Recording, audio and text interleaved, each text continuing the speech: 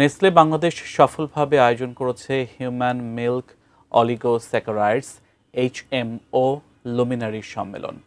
HMO সম্পর্কিত সর্বশেষ গবেষণা এই কর্মশালার মূল আলোচ্য বিষয়।